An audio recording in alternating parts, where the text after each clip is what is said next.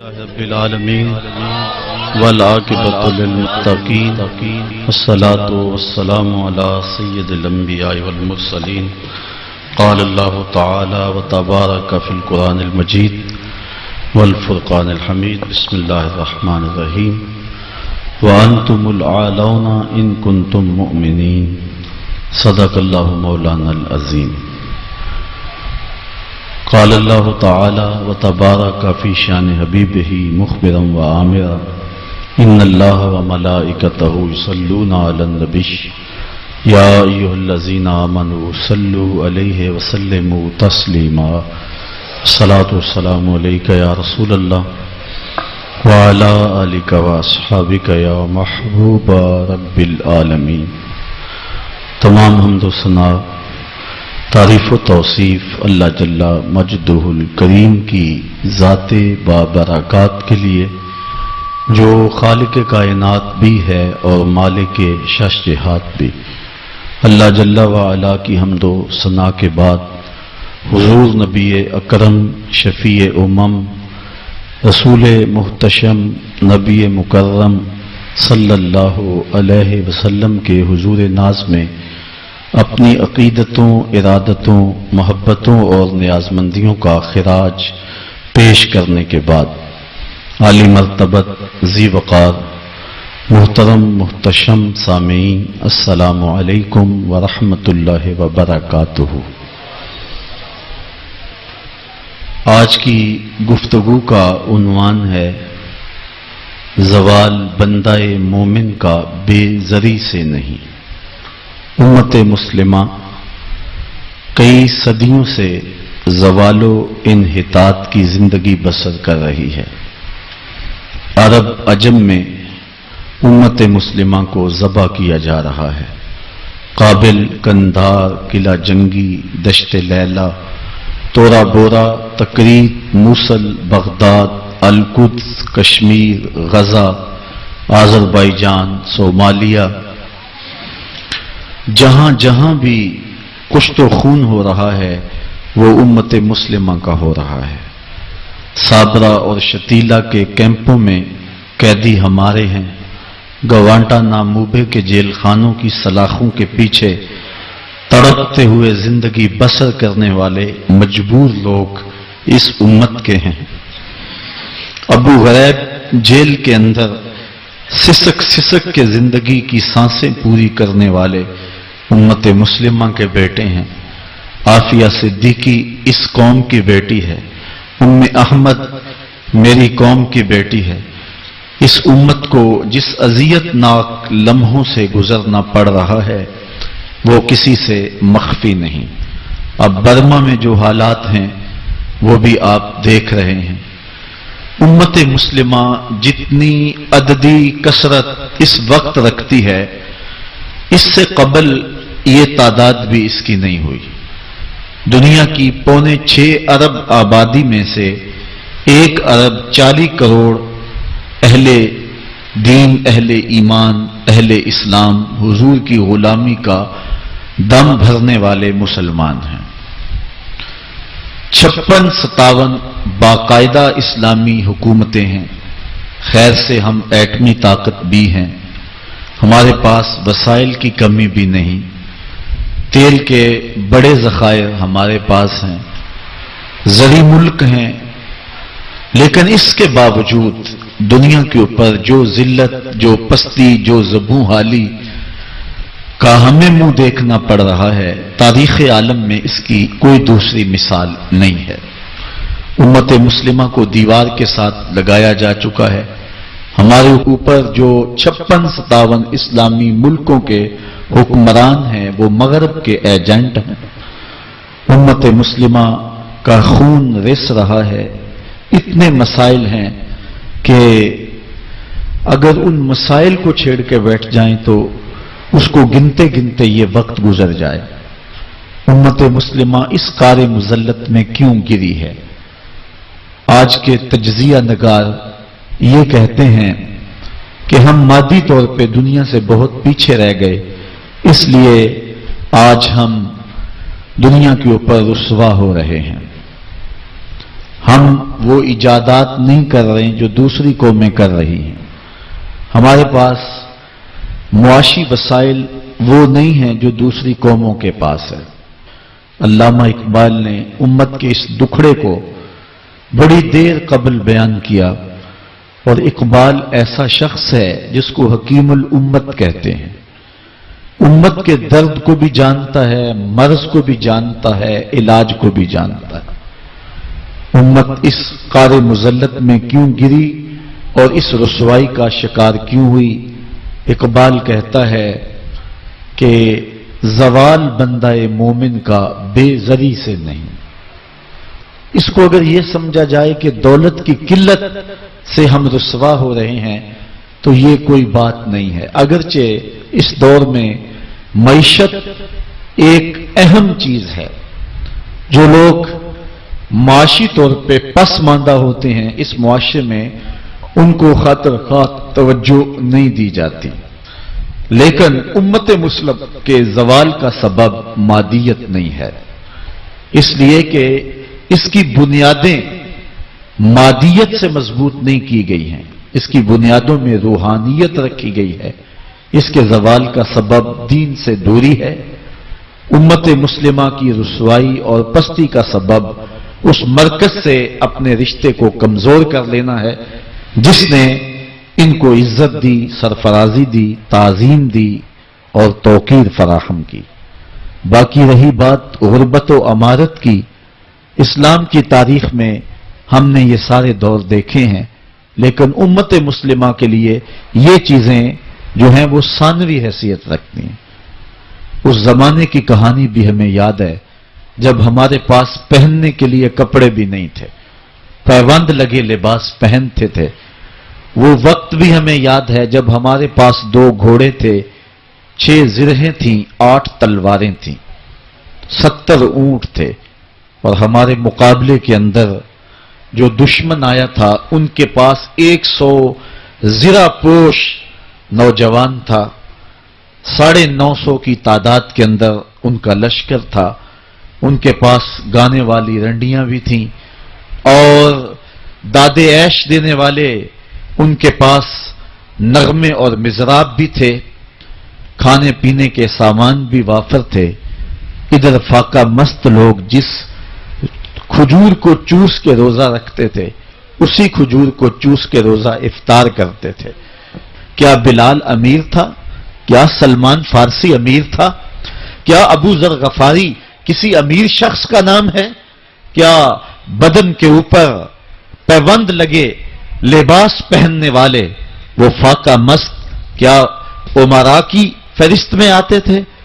ہمیں تو وہ کہانی بھی اسلام کی غربت کی یاد آتی ہے کہ جب احد کے اندر 70 شہیدوں کے لاشیں پڑے ہوئے ہیں تو حضرت صفیہ حضور کی پھپھی اپنے بھائی حمزہ کے لیے 2 چادریں لے کر کے کفن کی آتی ہے.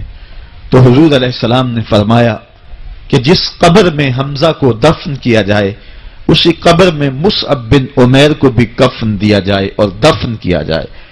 اور کہا میرے چچا کے لیے اس کی جو بہن میری پھپھو جو 2 چادریں لے آئی ہیں، کہا 1 چادر ہم مصعب بن عمیر کو دیں گے.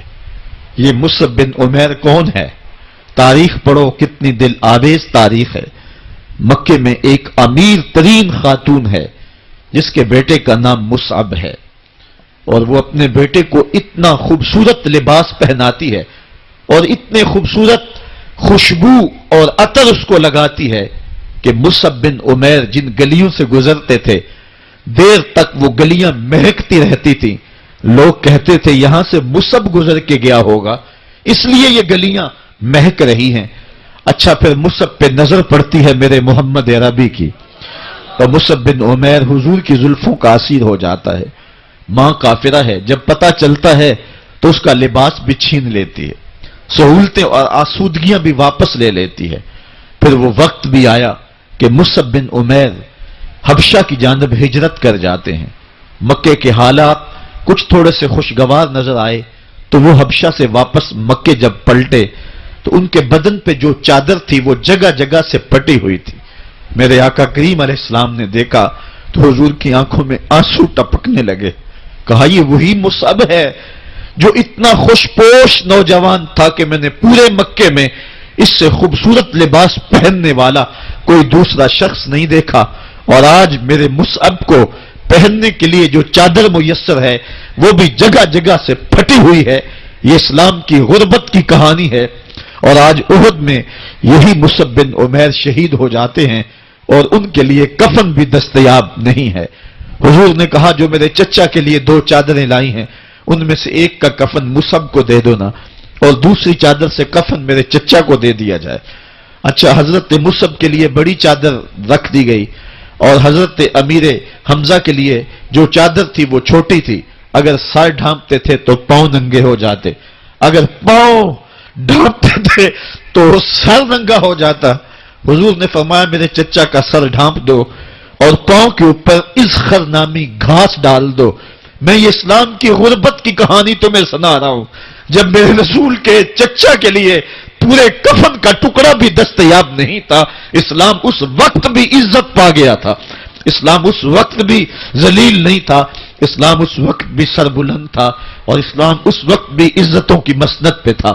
یہ اسلام کا وہ دور ہے کہ جب حضور مسجد نبوی سے باہر نکلتے ہیں تو آگے حضرت عمر و ابو بکر رضی اللہ تعالی عنہما کھڑے ہیں، چہرے کے اوپر عجیب اداسی ہے۔ کہا عمر، ابو بکر اس وقت کیوں کھڑے ہو؟ عرض کی حضور بھوک نے گھر میں ٹکنے نہیں دیا، ہم نے چاہا حضور کا چہرہ دیکھ لیں تو کچھ پیاس بجھ جائے، کچھ بھوک مٹ جائے۔ حضور نے فرمایا میرا حال بھی یہی ہے، جس چیز نے تجھے گھروں سے نکالا ہے وہی چیز مجھے گھر سے نکال لائی ہے۔ چلتے ہوئے حضرت ابو ایوب انصاری کے گھر کے قریب سے گزرے،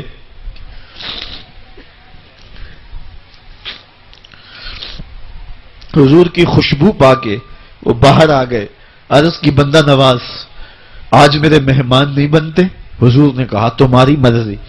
گھر لے گئے، چٹائی بچھائی، حضور کو بٹھایا، گھر والوں کو بکری کا بچہ ذبح کر کے دیا، کہا جلدی جلدی کھانا تیار کرو، میرے آقا کو بھوک لگی ہوگی۔ یہ کہہ کے واپس آئے، حضور کے پاس بیٹھے، نظر چہرے پہ پڑی تو گھبرا گئے۔ نکاحت کے آثار اتنے واضح تھے کہ سمجھ آ رہی تھی کتنے دنوں سے حضور نے کچھ نہیں کھایا۔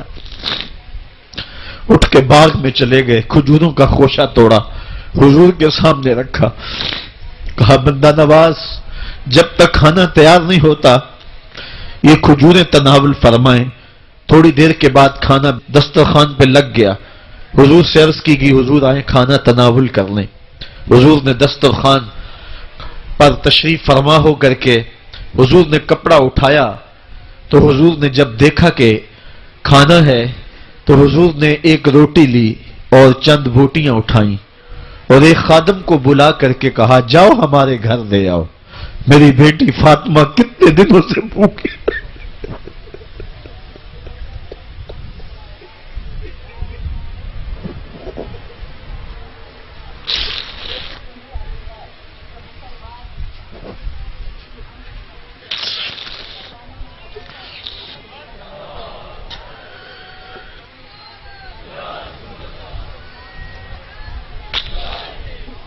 کہا جاؤ ہمارے گھر لے آؤ، میری فاطمہ کتنے دنوں سے بھوکی بیٹھی ہوئی ہے۔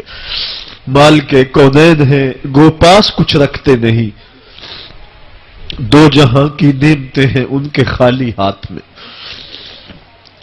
آپ کو پتا ہوگا کہ جب میرے رسول کا انتقال ہوا ہے، حضور کا وصال ہوا ہے، تو حضور کی ایک زرہ ایک یہودی کے گھر میں گروی رکھی ہوئی تھی، حضور نے زرہ رکھ کر کے اس سے قرض لیا ہوا تھا۔ یہ اسلام کی غربت کی کہانی ہے، اور پھر اللہ نے اسلام کو امارت کے رنگ بھی دیے۔ اور تمہیں کہانی سناؤں، حضرت عدی بن حاتم روایت کرتے ہیں، صحیح بخاری میں روایت ہے، یہ حاتم تائی کے بیٹے ہیں، کہتے ہیں میں حضور کی خدمت میں حاضر ہوا، ایک شخص آیا کہنے لگا حضور غربت نے میرا برا حال کر دیا ہے، اور اس نے شکایت کی غربت کی، پسماندگی کی اور اپنی معاشی بدحالی کی۔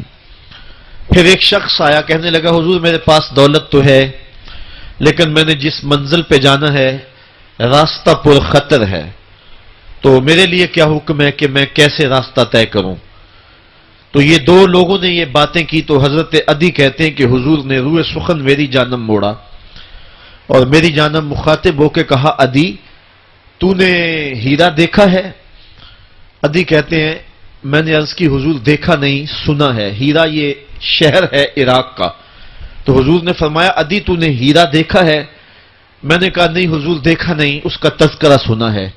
فرمایا، عدی اگر اللہ تجھے زندگی کی مہلت دے تو ہیرا سے ایک خاتون چلے گی، تو اپنی آنکھوں سے دیکھے گا اور مکے تک پہنچے گی اور اللہ کے گھر کعبہ کا طواف کرے گی اور اس کو ہیرا سے لے کر کے مکے تک اللہ کے علاوہ کسی کا ڈر نہیں ہوگا۔ کہتے ہیں کہ میں نے دل میں کہا کہ پھر بنو طے کے ڈاکو مر گئے ہوں گے جنہوں نے عرب کے اوپر روب ڈال رکھا ہے، تو وہ تو پھر ختم ہو گئے ہوں گے۔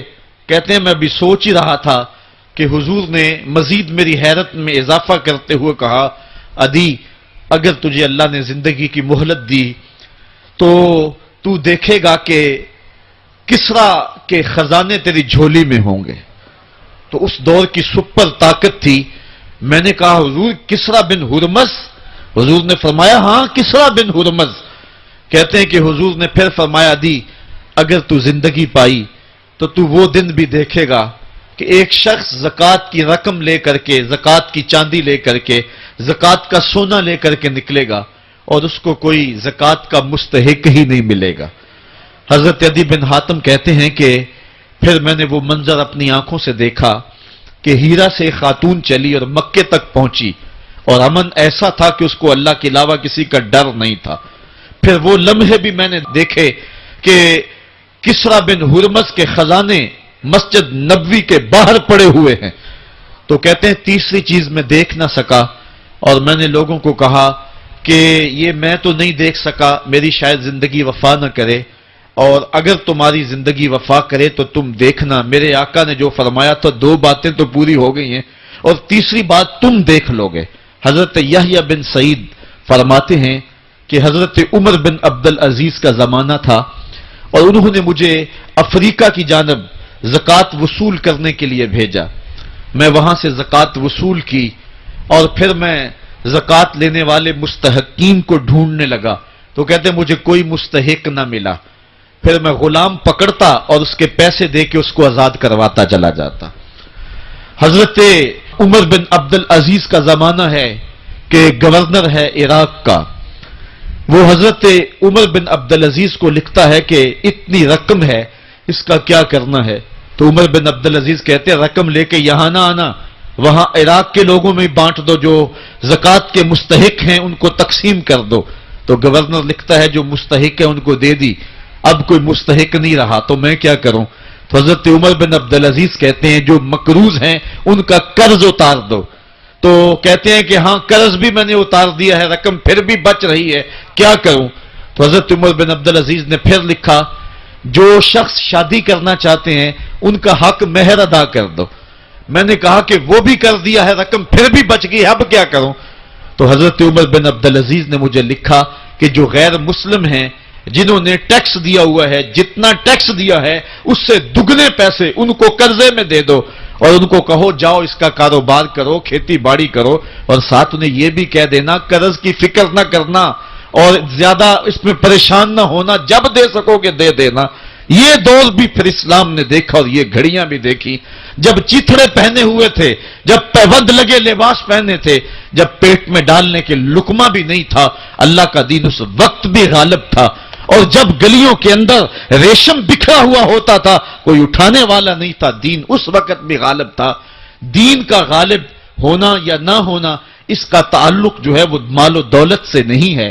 اقبال کہتا ہے کہ زوال بندہ مومن کا بے زری سے نہیں، مومن کا زوال بے زری سے نہیں ہے بلکہ اس کا سبب کوئی اور ہے۔ وہ سبب ڈھونڈنا ہے کہ ہم دنیا میں رسوا ہو کے کیوں رہ گئے، ہم زمانے کے سامنے تماشا کیوں بن کے رہ گئے، آج نبی کی امت پوری کائنات میں رسوا ہو کے کیوں رہ گئی، آج ہمارا تماشا دیکھا جا رہا ہے، آج بھوکے کتوں کو ہماری بیٹی اور بہنوں کے اوپر چھوڑا جا رہا ہے اور اس کا تماشا دیکھا جا رہا ہے۔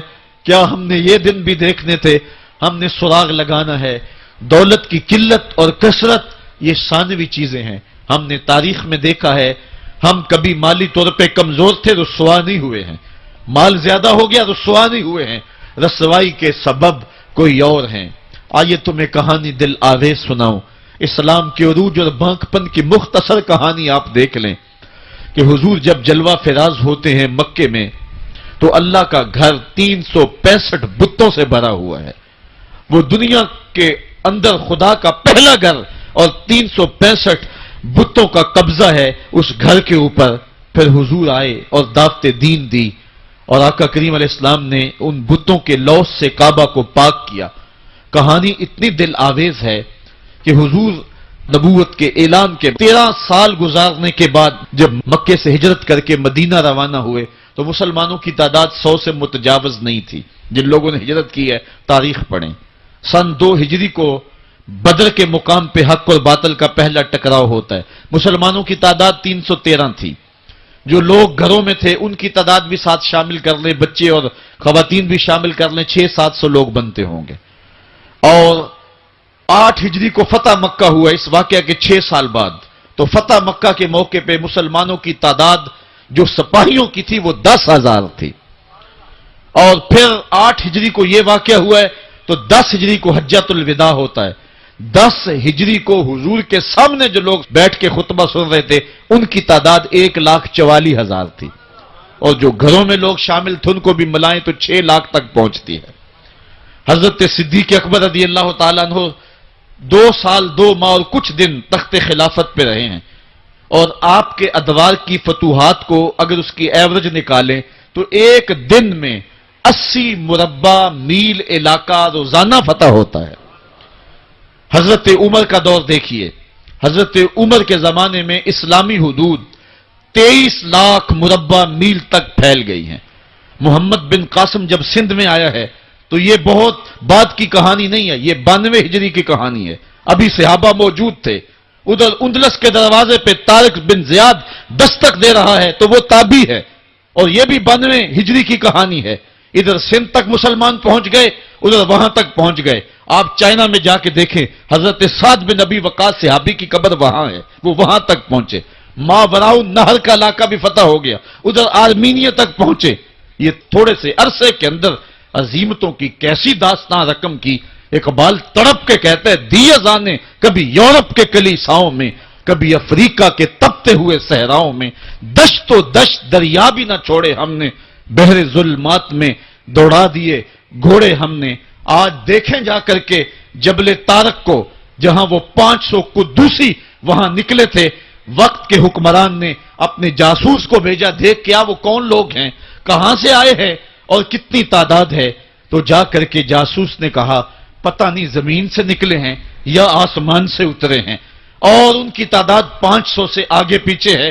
اور پھر ان 500 لوگوں نے یورپ کے دروازے میں داخل ہو کر کے حق اور باطل کے اس مارکے کے اندر وہ عظیمت کی داستانیں رقم کی کہ اقبال خراج پیش کرتے ہوئے کہتا ہے یہ غازی یہ تیرے پراسرار بندے جنہیں تو نے بخشا ہے ذوق خدائی. 2 نیم ان کی ٹھوکر سے صحرا و دریا، سمٹ کر پہاڑ ان کی ہیبت سے رائی. 2 عالم سے کرتی ہے بیگانہ دل کو، عجب چیز ہے لذت آشنائی. شہادت ہے مطلوب و مقصود مومن، نہ مال غنیمت نہ کشور کشائی. وہ کہانی کتنی دل آویز ہے. اے سرزمین اندلس ہے یاد تجھ کو، تھا تیری ڈالیوں پہ کبھی آشیاں ہمارا. چین و عرب ہمارا، ہندوستان ہمارا، مسلم ہے ہم، وطن ہے سارا جہاں ہمارا. پوری دنیا پر اسلام کے پھریرے لہرا رہے ہیں اور اسلام کے جھنڈے لہرا رہے ہیں. حضرت عمر رضی اللہ تعالی عنہ کا زمانہ ہے جب یروشلم فتح ہوا. حضرت ابو عبیدہ بن جراح رضی اللہ تعالی عنہ حضرت عمر کو دعوت دیتے ہیں کہ آپ مدینے سے چلیں اور یروشلم میں پہنچیں. حضرت عمر مدینے سے چلتے ہیں. کتنا بڑا قافلہ لے کر کے، کتنا پروٹوکول ہے. حضرت عمر اکیلے اور ساتھ ایک غلام اور اونٹ بھی ایک، باری باری سوار ہوتے ہیں. کبھی غلام سوار ہوتا ہے، کبھی عمر سوار ہوتے ہیں. حکمران تو وہ تھے لوگوں کی دہلیز پہ امن دینے والے، لوگوں کی چوکھٹ پہ جو ہیں وہ نور بانٹنے والے.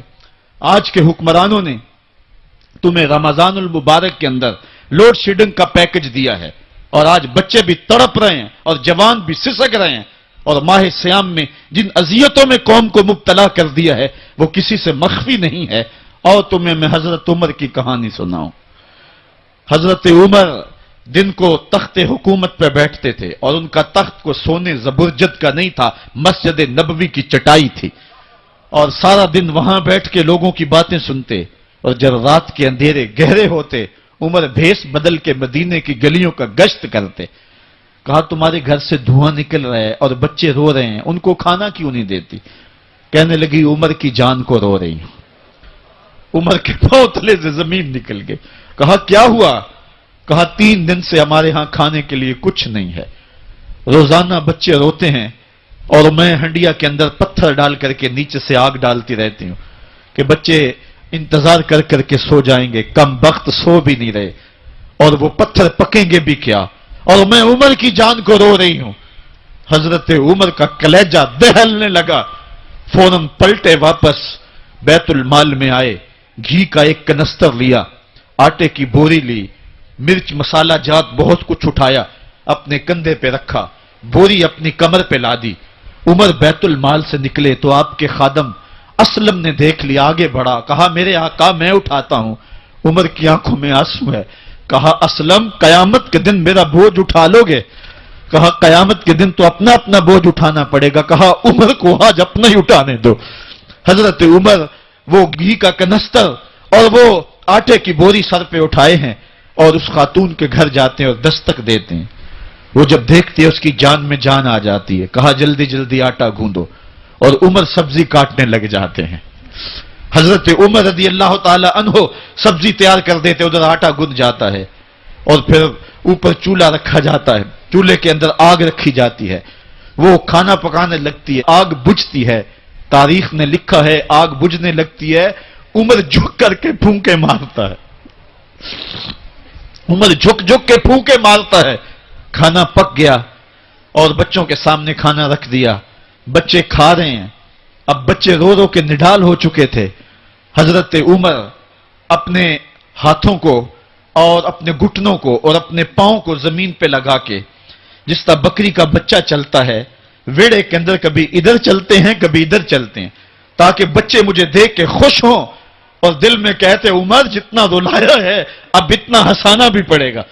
تو کبھی عمر امیر المومنین، یہ میں کسی آج کے جو ہے وہ لوگوں کے ووٹوں پہ منتخب ہونے والے حکمران کی کہانی نہیں سنا رہا، میں اس عمر کی کہانی سنا رہا ہوں جو 23 لاکھ مربع میل کا حکمران ہے، آدھی دنیا کا بادشاہ ہے۔ حضرت عمر جو ہے جس طرح بکری کا بچہ چلتا ہے اس طرح اپنے ہاتھ اور اپنے گھٹنے زمین پہ ٹیک کر کے جو ہے وہ اس طرح چلتے ہیں۔ بچے عمر کو دیکھ کے مسکراتے ہیں۔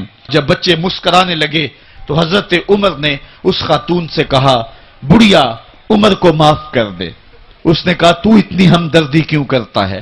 کہا عمر بیچارہ بڑا پھنسا ہوا ہے، فکر ہے اس کو یرموک کو فسطاط و حلوان کی، جب فتح ہے مصر تو تیاری ہے ایران کی، آتے جاتے وفد سے ملاقات بھی کرتا ہوگا، آتے جاتے وفد سے ملاقات بھی کرتا ہوگا، اور شب کو معلوم حالات بھی کرتا ہوگا، کانٹوں میں الجھی ہوئی بیچارے کی جان ہے، نیند اس کو بھی آتی ہے، آخر وہ انسان ہے، میری بہن عمر کو معاف کر دے۔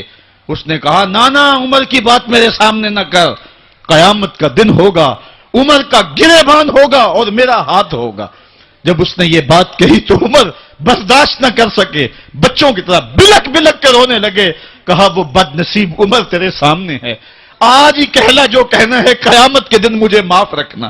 اس نے کہا تو عمر ہے؟ کہا بد نصیب عمر تیرے سامنے کھڑا ہوں۔ میرے عمر کہتے ہیں اگر دجلہ کے کنارے ایک بکری کا بچہ بھی پیاسا مر گیا اس کا حساب بھی عمر سے لیا جائے گا۔ اللہ اکبر۔ میں اس حضرت عمر کی کہانی سنانے لگا تھا۔ حضرت عمر نکلے یروشلم میں، ایک اونٹ ہے ایک غلام ہے، کبھی وہ سوار ہوتا ہے کبھی آپ باری مقرر کی ہے۔ جب قریب پہنچے یروشلم کے تو عمر کی باری نکیل پکڑنے کی اور غلام کی باری اوپر سوار ہونے کی آ گئی۔ غلام نے کہا آقا میں مرضی سے اپنی باری چھوڑتا ہوں، آپ آ جائیں دشمنوں کے مفتوحہ علاقے میں آ رہے ہیں، تازہ تازہ علاقہ فتح ہوا ہے، اسلام کی شان و شوکت ظاہر ہو۔ عمر نے کہا اسلام کی شان و شوکت ایسے ظاہر نہیں ہوتی ہے، اپنی باری پہ تم بیٹھو گے، اپنی باری پہ میں بیٹھوں گا۔ لوگ منتظر کھڑے ہیں، دور سے جب دیکھا کہا اس کی ہیبت سے کانپتے تھے ہم، یہ تو کوئی حبشی لگتا ہے، رنگ کالا ہے، ہونٹ موٹے ہیں، اس سے تو زیادہ حسین اس کا غلام ہے جو آگے آگے چل رہا ہے۔ حضرت ابو عبیدہ نے کہا دھوکہ کھا رہے ہو، ہمارا آقا وہ نہیں ہے جو اونٹنی کے اوپر سوار ہے، ہمارا آقا وہ ہے جو لگام تھامے آگے آگے چل رہا ہے۔ حضرت عمر رضی اللہ تعالیٰ عنہ کو آگے بڑھ کے جابیہ کے مقام پہ حضرت ابو عبیدہ بن جراح نے استقبال کیا، تو حضرت عمر آگے بڑھے اور انہوں نے آگے بڑھ کر کے حضرت ابو عبیدہ کے دونوں کندھوں پہ ہاتھ رکھا، اور سنو حضرت عمر نے کیا کہا لا الہ الا اللہ انا کنا اذل قوم فاعزنا اللہ بالاسلام، کہا کہ لا الہ الا اللہ، اے ابو عبیدہ بن جراح، ہم ایک ذلیل قوم تھے اور اللہ نے ہمیں اسلام کی وجہ سے عزت عطا کی ہے۔ اور میں تمہیں ایک تاریخ ساز بات کہنے لگا ہوں، اور وہ یہ ہے کہ جب تک ہم اس عزت والے اسلام کے دامن کو تھامے رہیں گے ہماری عزت قائم رہے گی، اور جب اسلام کے علاوہ کسی اور جگہ سے عزت ڈھونڈیں گے تو رسوا کر کے رکھ دیے جائیں گے۔ یہ ہے وہ خلاصہ جو حضرت عمر نے امتوں کے عروج و زوال کا بیان کیا ہے۔ اس امت کو جو خیرات ملی ہے تخت و تاج کی، وہ پینٹاگون سے نہیں ملی، وہ واشنگٹن سے نہیں ملی، وہ وائٹ ہاؤس سے نہیں ملی، وہ محمد عربی کے جوڑوں کا صدقہ ملی ہے۔ اس لیے جب ہم نے اسلام سے انحراف کیا، پاکستان حاصل کیا گیا تھا، پاکستان کا مطلب کیا؟ لا الہ الا اللہ، ہم نے اس نعرے کو چھوڑ دیا ہوا ہے، ہم نے انحراف کر دیا ہے۔ آج ہماری نظریں مغرب کی طرف لگی ہیں کہ تخت و تاج اس سے نصیب ہوتے ہیں، اور دنیا کے اوپر ہم رسوا ہو کے رہ گئے۔ ہماری پستی، ہماری زبوحالی، ہماری ذلت کا سبب یہ ہے کہ جس جگہ سے ہمیں عزت ملی تھی ہم نے وہ مرکز ہی چھوڑ دیا ہے۔ اس مرکز حیات کو، اس مرکز زندگی کو، اس مرکز عزت کو ہم نے چھوڑ دیا ہے اور دنیا کے اوپر ہم رسوا ہو رہے ہیں۔ انہی حضرت عمر کی کہانی ہے۔ وادی تہامہ سے گزر رہے تھے کہ بچوں کی طرح بلک بلک کے رونے لگے۔ کہا عمر جوان آدمی ہو اور بچوں کی طرح بلک کے رو رہے ہو؟ کہا تم نہیں جانتے، مجھے بچپن کی کہانی یاد آ گئی۔ کہا کیا کہانی ہے؟ کہا یہی عرض تہامہ تھی، میرے باپ خطاب نے مجھے 5 اونٹ دیے تھے، کہا انہیں لائن میں کھڑا کرو سیدھا، میں آگے والا سیدھا کرتا تھا، پیچھے والا ٹیڑھا ہو جاتا، پیچھے والا سیدھا کرتا، آگے والا ٹیڑھا ہو جاتا۔ میرے باپ خطاب نے مجھے بڑا مارا۔ کہا ایک عرب کے بیٹے ہو کہ تم سے 5 اونٹ لائن میں کھڑے نہیں ہوتے؟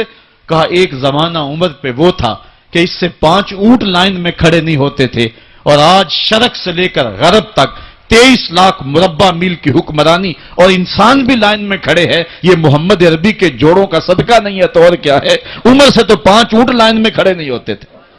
تو یہ عزتیں، یہ تخت و تاج، یہ حکومتیں ہمیں حضور کی دہلیز سے ملی ہیں۔ جب ہم نے اس دہلیز کو چھوڑ دیا تو دنیا کے اوپر رسوا ہو گئے اور ذلیل کر کے رکھ دیے گئے۔ آج ہماری حالت یہ ہے کہ غیر بھی ہمیں تانے دے رہے ہیں۔ میرا ایک دوست پچھلے دنوں کے اندر ننکانہ صاحب گیا تو وہ مجھے آ کر کے جو کہانی سنانے لگا، اس کی آنکھوں میں نمی تھی اور اس کے لہجے میں بے پناہ درد تھا۔ کہنے لگا کہ مجھے شوق دامن یہ ہوا کہ میں یہاں سکھوں کا گردوارہ بھی دیکھوں۔ کہتے میں اسی شوق میں ان کا گردوارہ دیکھنے چلا گیا، تو جب گردوارے کی سیڑھیاں آئیں تو میں جوتے اتارے اور میں سوچ رہا تھا کہ ان کو سمیٹ کے کہاں سنبھالوں، تو ایک شخص آگے بڑھا اور مجھے کہنے لگا کہ آپ تسلی سے جائیں، یہ گردوارہ ہے، مسلمانوں کی مسجد نہیں ہے۔ تو کہتا کہ میرا کلیجہ پھٹنے لگا کہ ہم اس قدر اخلاقی پستی کا شکار ہو گئے ہیں، کیونکہ جواب تو میرے پاس نہیں تھا جو اس کو میں دے سکتا، کیونکہ ہماری حالت بین ہی یہی ہے۔ تو کہتا ہے کہ میرا کلیجہ کٹنے لگا کہ ہم اس پستی اور اس ذلت کے مقام پہ چلے گئے ہیں۔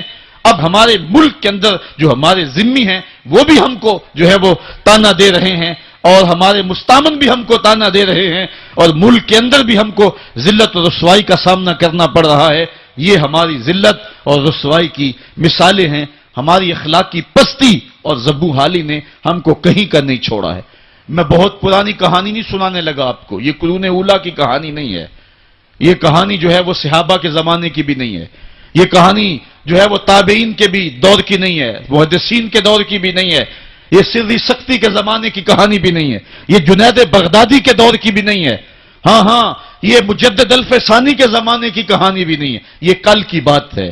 ہم دور غلامی میں تھے، ہمارے اوپر انگریز حکومت کر رہا تھا، ایک انگریز افسر شاہی مسجد دیکھنے کے لیے آیا، اور جب چبوترے کے اوپر چڑھا تو ایک گداگر نے اس کے آگے ہاتھ پھیلایا، اس نے بٹوا نکالا اور اس کی ہتھیلی میں کچھ پیسے رکھے، دوبارہ وہ جیب میں بٹوا ڈالنے لگا تو بٹوا اس کے ہاتھ سے گر گیا اور وہ بے توجہی میں اندر چلا گیا۔ اس گداگر نے آگے بڑھ کے اس بٹوے کو پکڑ لیا، خیال تھا یہ واپس آئے گا تو میں اس کو بٹوا دے دوں گا، لیکن وہ کسی اور دروازے سے نکل گیا اور یہ منتظر رہا، وقت گزرتا رہا۔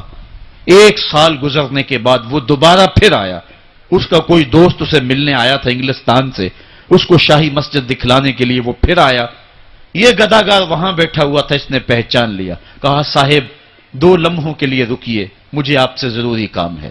دوڑا دوڑا گیا، قریب ہی گھر تھا، وہاں سے وہ بٹوا اٹھا لایا، اس میں بہت زیادہ جو ہے وہ پیسے تھے، کہا یہ 1 سال قبل آپ آئے تھے، آپ کو یاد ہو نہ یاد، آپ کا یہ بٹوا گر گیا، میں ڈھونڈتا رہا، آپ مل نہ پائے۔ اس نے جب دیکھا، وہ ایک کبھی بٹوے کے اندر رقم کو دیکھے، کبھی گداگر کے چہرے کو دیکھے، پھر اس سے رہا نہ گیا، اس نے کہا تو گداگر ہے اور تو ایک ایک پائی صبح سے شام تک اکٹھی کرتا ہے، اتنی رقم تجھے اکٹھی مل گئی تو تو اس رقم سے اپنا گھر بنا سکتا تھا، کاروبار سیٹ کر سکتا تھا، اور 1 سال ہو گیا تو میرا انتظار کرتا رہا۔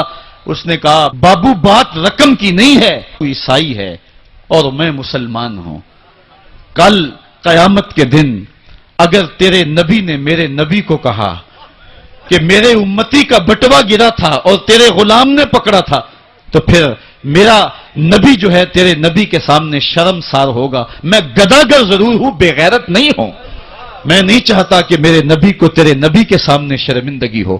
یہ تو گداگروں کی کہانی ہے، آج شاہوں کی کہانیاں سناؤں تو کلیجہ منہ کو آئے، آج وزیروں کی کہانیاں سناؤں تو کلیجہ پھٹنے لگے، آج آیان سلطنت پہ براجماں تخت شاہی پہ بیٹھے ہوئے، آج یہ وزراء، آج یہ افسر، آج یہ وڈیرے، ان کی کہانیاں چھیڑ بیٹھوں تو کلیجہ پھٹنے لگے۔ جب میں کہتا ہوں الہی میرا احوال دیکھ، حکم ہوتا ہے اپنا نامہ اعمال دیکھ۔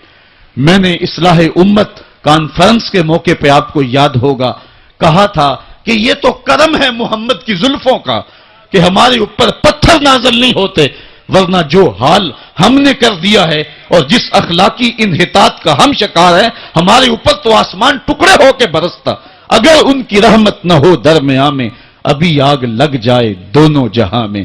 اقبال کہتا ہے زوال بندہ مومن کا بے زری سے نہیں، یہ نہیں ہے مسئلہ، مسئلہ پستی ہے، زبوحالی ہے، تعلیمی انحطاط ہے، عملی انحطاط ہے، مرکز سے جو ہے وہ دوری ہے، دامن رسالت ماب کو چھوڑ دیا ہے، پھر رسوائیاں مقدر نہیں ہوں گی تو کیا ہوں گی۔ آئیے ابھی بھی موقع ہے، توبہ کا دروازہ بند نہیں ہوا، رب سے بھی معافی مانگ لیں، گنبد خضرا کے مکین کے حضور بھی ہاتھ جوڑ کے کہیں چھوڑ کے آپ کا دامن رحمت، آقا ہم سے بھول ہوئی، کھو دی اپنی قدر و قیمت، آقا ہم سے بھول ہوئی، دیکھ ہماری آنکھ مچولی، اپنے سینے اپنی گولی، بھول گئے ہم درس اخوت، آقا ہم سے بھول ہوئی، دنیا کے ٹھکرائے ہوئے ہیں، تیرے در پہ آئے ہوئے ہیں، کھول دے اپنا باب رحمت، آقا ہم سے بھول ہوئی۔ آج وہ شعر مجھے پوری طرح یاد نہیں آ رہے جو بچپن میں پڑھ پڑھ کے رویا کرتے تھے، وہ کیا کمال، کسی نے کہا ہن جے رونا تے اکھاں وچوں ہنیرا جاندہ نہیں نور جاندہ ہے۔ آج امت جس زبوحالی میں پہنچ گئی، ہن جے رونا تے اکھاں وچوں ہندیرا جاندہ نہیں نور جاندہ ہے، میں بدبخت نو ویکھ کے میرا سایہ بھی میتھوں دور جاندہ ہے، میں پاپی مجرم، میں میلا اتھرو، میں پاپی بندہ، حضور معافی، حضور معافی، حضور معافی، حضور معافی، تساں سی ڈکیا جنہ کماں تھی، حضور جی میں او کر گیا واں، گناہاں دی دل دل دے اندر گل میں تیکر اتر گیا واں، تہاڈے حکماں نو چھڈ کے آقا میں جیندا کتھے مر گیا واں، حضور معافی، حضور معافی، حضور معافی، حضور معافی۔ علامہ اقبال فرماتے ہیں آؤ اگر تم دوبارہ اسی عروج کو دیکھنا چاہتے ہو تو دامن مصطفیٰ کو تھام لو۔ سارا فلسفہ اقبال نے اپنے اس ایک شعر میں نچوڑا ہے۔ شکوہ اور جواب شکوہ اقبال کی امت کی کہانی ہے جو رب سے کہی ہے۔ شکوے میں کہتا ہے تیرے کعبے کو جبینوں سے بسایا ہم نے، نو انسانی کو غلامی سے چھڑایا ہم نے، پھر بھی ہم سے گلا ہے کہ وفادار نہیں، ہم وفادار نہیں تو بھی تو دلدار نہیں۔ لیکن جواب شکوہ میں جب جواب آتا سارا نشہ اترتا ہے، صیغہ بدلا، لفظ وہی ہیں۔ میرے کعبے کو جبینوں سے بسایا کس نے، نو انسانی کو غلامی سے چھڑایا کس نے، صفائے دہر سے باطل کو مٹایا کس نے، میرے قرآن کو سینوں سے لگایا کس نے، تھے تو آباب تمہارے ہی مگر تم کیا ہو، ہاتھ پہ ہاتھ درے منتظر فردا ہو، واعظ قوم کی وہ پختہ خیالی نہ رہی، برق طبعی نہ رہی، شعلہ مکالی نہ رہی، رہ گئی رسم آذاں روح بلالی نہ رہی، فلسفہ رہ گیا تلقین غزالی نہ رہی، مسجد مرثیہ خواہیں کہ نمازی نہ رہے، یعنی صاحب اوصاف وہ حجازی نہ رہے۔ تو اقبال نے اپنے جواب شکوے کو یہاں آ کر کے روکا۔ صدا ادھر سے آ رہی ہے، امت کو علاج دیا جا رہا ہے۔ اقبال کے سارے فلسفے کا نچوڑ یہ ہے کہ محمد سے وفا تو نے تو ہم تیرے ہیں، یہ جہاں چیز ہے کیا لوح و قلم تیرے ہیں، پھر لوح بھی تیرے ہاتھ میں دے دیں گے، قلم بھی تیرے ہاتھ میں پکڑا دیں گے، تختی بھی تیرے پاس ہوگی، قلم بھی تیرے پاس ہوں گے، پھر تیری تقدیر کے فیصلے واشنگٹن میں نہیں ہوں گے، پھر خدا بندے سے خود پوچھے گا بتا تیری رضا کیا ہے۔ تو ہم نے ان راہوں کا مسافر بننا ہے۔ آئیو زندگی کا جمال اور زندگی کا حسن حاصل کرنے کے لیے حضور کی دہلیز پہ آ جائیں۔ بہت دور جا چکے ہیں، آقا کی رحمت اب بھی آوازیں دے رہی ہیں، میرے بھولے بھالے امتیوں واپس آ جاؤ، میں تمہیں سینے سے لگا کے تمہارے پچھلے سارے گناہ بخشوا دوں گا۔ اور رب کہہ رہے وَلَوْ أَنَّهُمْ إِذْ ظَلَمُوا أَنفُسَهُمْ جَاءُوكَ، ظلم کر بیٹھے ہو کوئی بات نہیں، میرے محبوب کی دہلیز پہ آ جاؤ، میرے نبی کے ہاتھ اٹھ کے میں تمہارے سارے گناہ ہی معاف فرما دوں گا۔ اللہ کو توبہ قبول کرنے والا اور رحیم پاؤ گے۔ اللہ تعالیٰ مجھے آپ کو اپنی رحمتوں کے سائے میں دے۔ آفاق کے ہر ہر گوشے میں قرآن سنا کر دم لینا، اب رکنا نہیں، اب تھمنا نہیں، فردوس میں جا کر دم لینا، آفاق کے ہر ہر گوشے میں قرآن سنا کر دم لینا، اب رکنا نہیں، اب تھمنا